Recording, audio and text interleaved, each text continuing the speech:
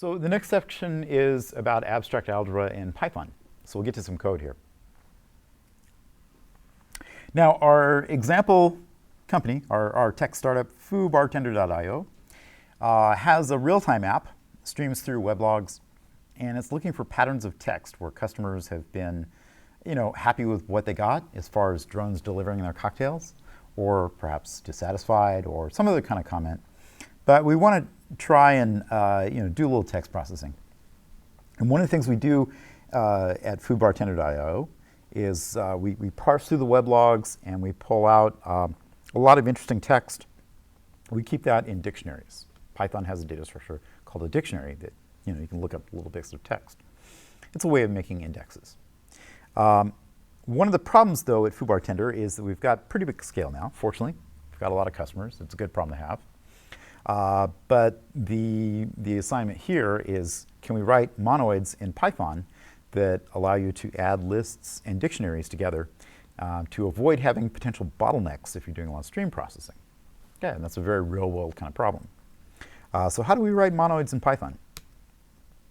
Well, to get started on this, first, I'd recommend checking out a really great blog post article by Francisco Mota. It's called Monoids in Python, oddly enough. The URL is right there. It's a good read. I've taken that code and cleaned it up a little bit, but roughly speaking, it looks a lot like this. So we've got a class here in Python. It's a class monoid, and we've got a few different functions defined. There's an init, a constructor to initialize it, and there's something called a fold. You might have heard that we use the word fold before in reference to functional programming, where you apply a function to a big set of data. There's an internal function called call, and there's another one called star. So 1, 2, 3, 4 functions then. Now to go through these then, there's a function called lift.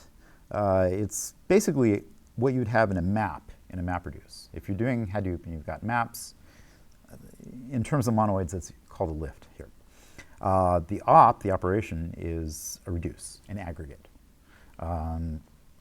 There's something called fold, brings this all together, the map and the reduce, basically applies the monoid to a list of values. And then there's something else called star that takes the monoid and applies it to a list of values. So that's really interesting because a list of values is a chunk of data. If you're doing parallel processing, you've got your data workflow running out on a cluster, you're going to cut your data up into different partitions, different chunks. Each one of those will probably be a list of data values.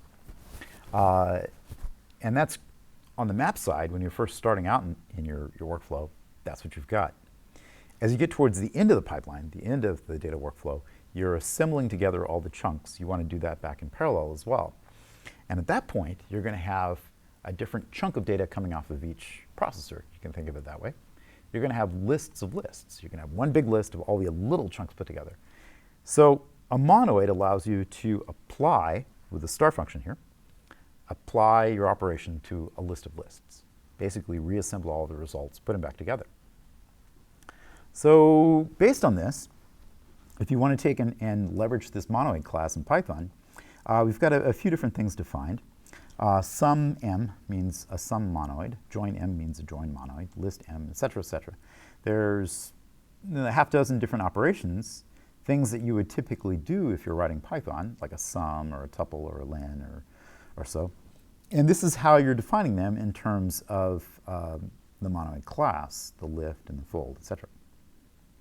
Now to show how it's used, we've got example usage, sum a list of integers. We have sum.star. We fold it across two lists there. You can think of the first list being an array 10, 20, 30.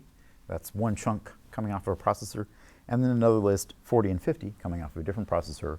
You want to apply the sum monoid basically to that list of lists, and you end up adding those all together with a result of 150. Now, it might look kind of trivial because it is a small problem, but imagine if this were billions of elements coming off of 1,000 different processors all at once. You'd still have a way of computing this down in parallel, not having to worry where you put the parentheses. So that shows that. All right, so we've got a class for monoids defined in Python, and I'd like to show some different usages for it. Let me cut over here to my browser, and I'm going to go to a GitHub repo. This is a code repository publicly available for this material. It's under github.com/ceteri/jem, just enough math-video. And if you go to the main repository, it should look something like this. If you click on source, it'll take you into the source code. And the first thing I'm going to look at is an example here, chapter 2, monoids.py. So if I bring that up, then we've got our monoid class here defined, as well as some different types of monoids that are implemented using it: summation, join, list, etc. And then some other extensions to it that we're going to do. So first thing I'm going to do is pull up a Python prompt. Let's see, let me cut over here.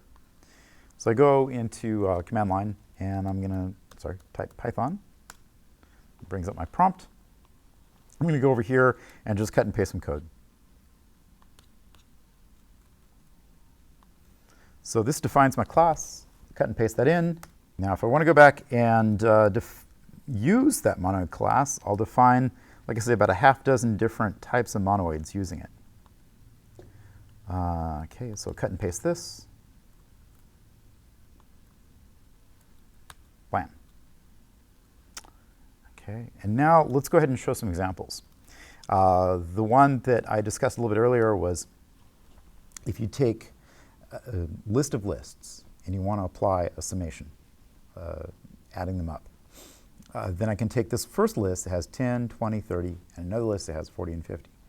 And so I'm going to apply a star to those using the summation monoid. So let me show what the results of that look like. Blam, 150.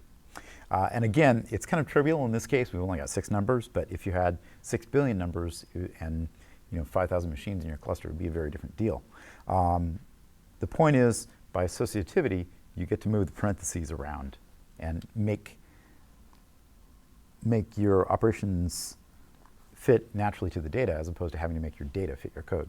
Let's try and do another thing. Instead of a summation, I'm going to do a list operation, a list monoid. So I'm going to take 2 lists and pull them together, concatenate them. If I bring that over here, blam. So I had 2 lists, 1, 2, 3, and 4, 5, 6. Pull them together into one large combined list, 1, 2, 3, 4, 5, 6. Great. Now, the second part of the problem was we were going to define a new kind of monoid to handle dictionaries. How do we do that? Let's see here. So we've got extend to define a monoid for folding Python dictionaries. We've got this one operation right here. It's kind of a helper function, really.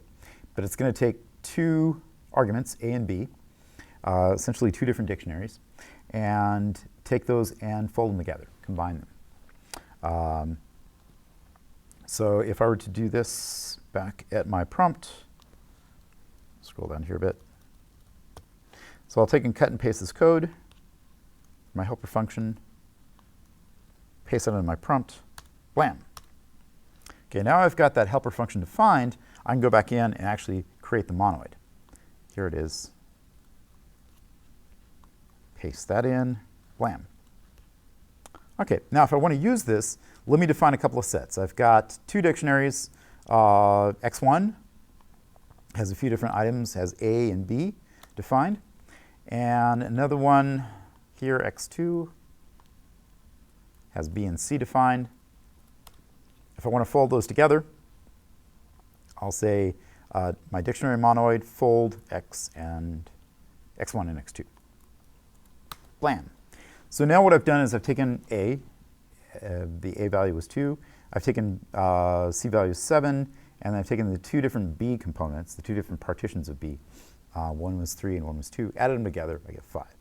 So that's a way of taking a dictionary, essentially counting terms if you want, and folding it together. Now it can get much more complex. You could have more advanced kinds of dictionaries that aren't just a simple mapping from text to numbers, but you get the idea. This is a way of taking a lot of chunks, pulling them together in parallel at the end.